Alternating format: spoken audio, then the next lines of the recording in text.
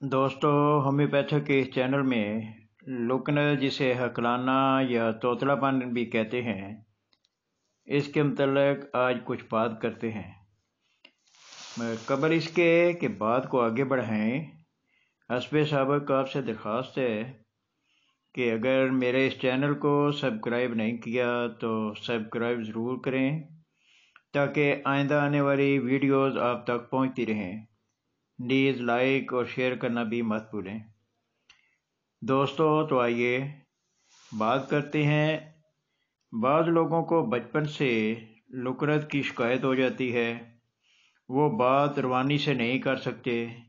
इसकी बाज़ वजूहात होती हैं।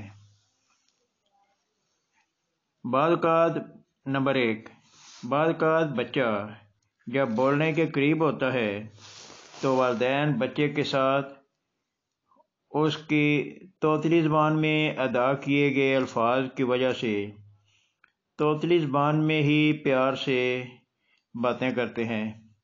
इस तरह बच्चे में तोतलापन आने का इम्कान होता है। इसलिए इसका सही तरीक़ा ये है कि बच्चे के साथ सही बात करें, सही हरूफ अदा करें ताकि वो तोतली ज़बान का शिकार ना हो। नंबर 2, खौफ की वजह से भी हो जाता है। नंबर 3, ज़बान पर कोई हल्की सी फालजी कैफियत की वजह भी हो सकती है। इन तमाम सूरतों में बच्चा या जवान जो भी हो बड़ी मुश्किल से अल्फाज अदा करते हैं और बाज़ एक एक लफ्ज़ पर ऐसे अटकते हैं कि बात ही नहीं कर पाते।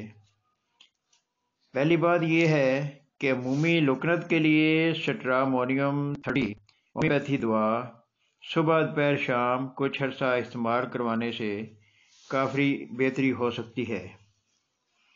दूसरे, अगर फालजी कैफियत का हल्का सा भी इम्कान हो तो फिर स्ट्रामोनियम 30 के साथ कास्टिकम 30 भी मिलाकर देनी मुफीद है।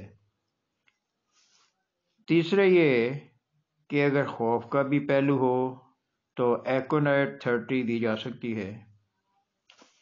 बड़ों के लिए 200 ताकत में दवा इस्तेमाल हो सकती है, मगर आगाज़ में 1-1.5 माह 30 में देना ज़्यादा मुफीद है। आखिरी और लाजमी बात ये कि बच्चे या जवान का हौसला बढ़ाएं, खौफ दूर करें और उसे कहें कि आस्ता आस्ता बात करे। इससे भी बेहतरी आएगी।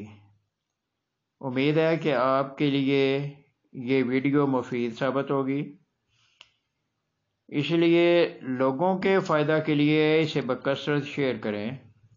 अच्छा, अगली वीडियो तक के लिए खुदा हाफिज़, फिर मिलेंगे।